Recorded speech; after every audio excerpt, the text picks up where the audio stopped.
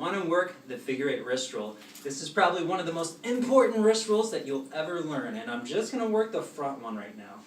We're going to start with our right hand, and we're going to do the standard figure 8, okay? Now remember, every time we're at 12 o'clock, we're slashing over to the other side. 12 o'clock slash, 12 o'clock slash. So 12 o'clock slash. I'm going to add one more time signature, which is 6 o'clock. Every time you're at 6 o'clock, you're going to do a hand roll. Here's how we're going to start it off. We're going to extend our hand like this, and we're just going to start with the basic wrist roll, or this basic circular spin. And we're going to cross our body. So I'm using my right hand, I'm crossing my body over to the left, and once it hits 6 o'clock, I'm going to do the wrist roll. Now the wrist roll is going to put me into a back grip. So this may be a little bit different than a figure 8. What we're going to do, once we accomplish the 6 o'clock, is our hand's going to come over, and it's going to be in a back grip, and we're going to slash it down across, and once it hits 6 o'clock again, we're going to do the wrist roll, which should take it to the front grip. Now if you don't know what a wrist roll is, just remember that we covered that in the last class. That's where you're taking the chain and you're wrapping it around the back of your fist, and it looks like this, very slowly. Step 1, the chain goes over the back of the fist.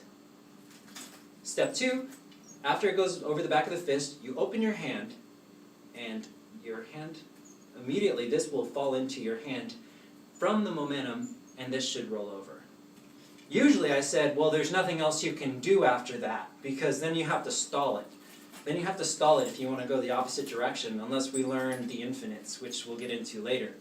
But if you go to the wrist roll, what happens is, when it's at its point where it would have been stuck, you're slashing it over to the other side, which causes everything to 180 over. Now that everything's inverted, we can do the other wrist roll with ease. And that's what causes it to where you can continually do those two wrist rolls back and forth, because every time we switch 180 degrees, the law is, every time you switch 180 degrees, everything reverses. So, we'll try this again. We're slashing down, we're slashing down. As soon as we start to come up, which is 6 o'clock, wrist roll. Slash down, wrist roll. Slash down, wrist roll. Slash down, wrist roll. If that's difficult, try this. Give it 3 rotations first. So we'll go 1, 2, 3, slash and a wrist roll. And then 1, 2, 3, slash and a wrist roll. 1, 2, you get it, right? 3, slash and a wrist roll. Keep doing that.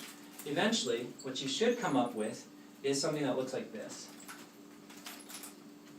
Looks kind of sloppy right now, and that's okay. We're going to tighten it up after that.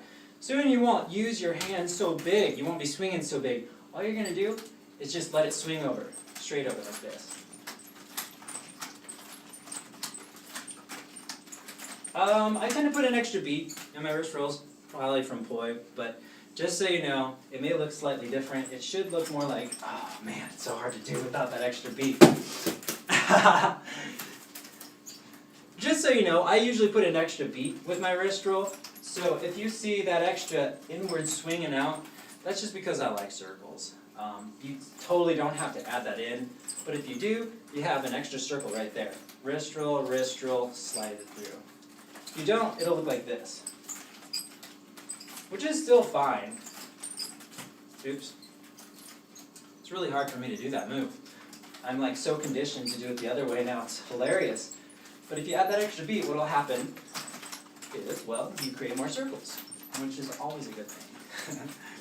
We're also going to do it standing forward. But before we do it standing forward, you got to do it with both hands, don't forget. So we're going to do it with our left hand. We're going to be doing our circular spins. We're going to cross it over, wrist roll. Slash it down, wrist roll. So keep in mind, we start here. Every time we cross it down, we wrist roll. Every time we hit 12 o'clock, we cross it over and we wrist roll it again, okay? So, 12 o'clock, cross, 6 o'clock, wrist roll. I put my hand down, because I can't explain this enough. This may be really hard to get at first, and that's perfectly alright. For some people it takes months. It actually takes months. For some people it may take hours. But no matter what it is, it does take time to build this. Just remember, 12 o'clock, cross. And then do this, wrist roll, cross, wrist roll, cross, wrist roll, cross.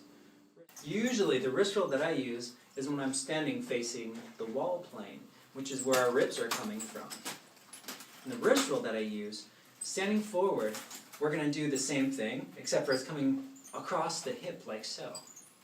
Now this may be a very strange place to be if you're not used to it, so you may want to spin in front of a wall first to practice your figure eight this direction. The trick to getting a good figure eight at the hip is actually the upward lift in the back, okay? Here's what I'm going to do. I'm going to use my right hand, and we're going to go clockwise in the front. So it's going to move clockwise in the front. Once it hits 12 o'clock, we're going to move it in the back. Now the trick to the movement in the back is you don't have a whole lot of rotation when your arm's behind your back, so you lift your arm up like this. Lift. I'm over-exaggerating it to kind of show you. So as soon as I make 12 o'clock and it goes to the back, I'm lifting my arm up. And that upward lift from 6 o'clock is what's going to give it enough momentum for that rotation to go. That's an exaggeration. It's really a very subtle kind of push in the back. What you should look like is this. Once you hit 6 o'clock here, we'll do a front to back wrist roll. And once we get to the back, we're going to do a back to front. So front to back to front to back to front, lift, front to back to front, lift. Front. Remember that's where that lift is, front to back to front, lift. Like that. Be able to do both hands.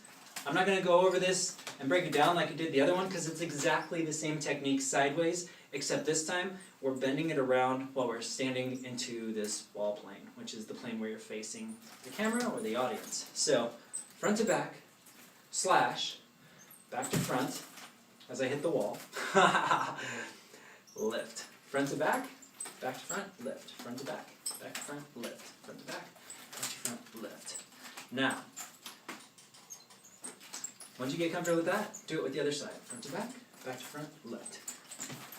You guys, do not feel bad if it takes you the entire week to get the figure eight wrist roll. Feel good if you can get it in 3 weeks. If you can get it in 1 week, that's amazing. You should feel great. If you can get it in a couple hours, you're insane. You're awesome. Okay? You want to be able to do the figure eight wrist rolls more than any other move because that is the move that will save you when you're spinning fire chucks. That's the move that will cause the most rotations and the most spins. The reason why the figure eight wrist roll is good in fire chucks is because the hardest part about fire chucks is you have the fire that's underneath your arm. So you have to keep it in motion. For the comets of fire, what's going to happen is they're going to spin around each other. So you don't have the same part of the stick. You just change the stick, and you just change the stick again, and you just change the stick again. So it's moving in a fast enough rotation to where the comets are chasing each other, kind of like a dog chasing its tail. And that's kind of where you want to be, especially when you first start fire chucks. Even if you're not using fire chucks, the effect of the rotations into itself is part of the biggest reasons why you would choose nunchucks over other props.